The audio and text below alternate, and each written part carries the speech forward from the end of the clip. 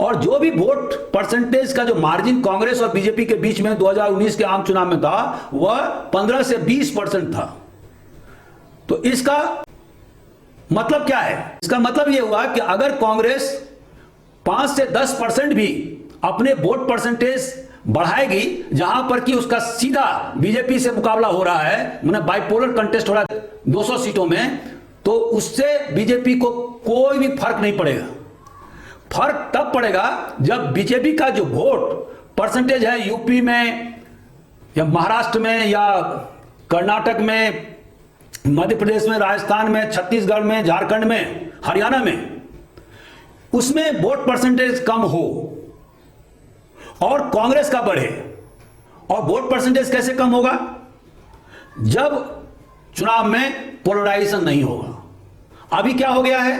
पूरी तरह से 2019 के चुनाव में धर्म के आधार पर पोलराइजेशन हो गया था, ध्रुवीकरण हो गया था।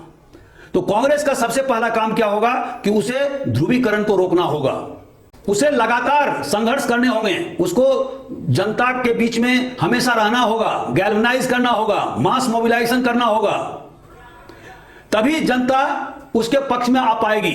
चुनाव के दौरान केवल कन्वासिंग करने से कांग्रेस कभी भी नहीं जीत सकती है, जहां पर कि उसका मुकाबला बीजेपी से हो रहा है। और 2024 का जो चुनाव होगा उसमें ये 200 सीट ही निर्णायक होंगे कि बीजेपी सत्ता में आएगी या नहीं आएगी। दोस्तों, 2019 के आम चुनाव में कांग्रेस का स्ट्राइक परसेंट इन 200 सीटों में मात्र 7% था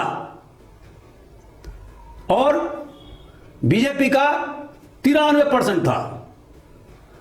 तो इसका मतलब यह हुआ कि 200 सीटों में से जहां पर बीजेपी का मुकाबला हुआ वहां मात्र वो 14 सीट पर जीत हासिल कर पाई। तो कांग्रेस को इन सीटों पर ज्यादा से ज्यादा प्रयास करने होंगे ताकि उसका स्ट्राइक परसेंट 40 to 50% पहुंच जाए। उसे एक बैकवर्ड क्लास के नेता को प्रोजेक्ट करना होगा चुनाव के दौरान।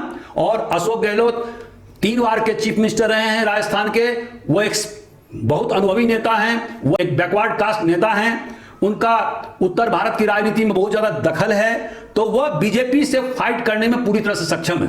और यहां अगर अशोक गहलोत यह कह रहे हैं कि अगर वो कांग्रेस प्रेसिडेंट बनते हैं तो सीएम अगर राजस्थान रहते तो उसमें किसी प्रकार का कोई प्रॉब्लम नहीं है, वो सही बोल रहे हैं। क्योंकि आज के जमाने का जो चुनाव हो रहा है उसमें एक कैंडिडेट को रिसोर्सफुल होना जरूरी है। और जब आप किसी प्रदेश के मुख्यमंत्री होते हो तो आपके साथ में जबरदस्त रिसोर्स रहता है। और आज के जमाने में सर्वशक्तिमान बीजेपी से मुकाबला आप तभी कर सकते हो जब आप रिसोर्सफुल होगे।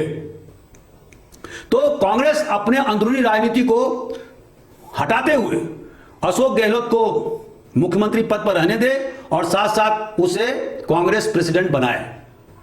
यह उसके अस्तित्व के लिए बहुत जरूरी है। और ये जो 200 सीट मैं कह रहा हूं जहां पर बाइपोलर कंटेस्ट होगा 2024 में, वहां पर अशोक गहलोत बहुत ही कारगर, मुफीद और उपयुक्त साबित होंगे।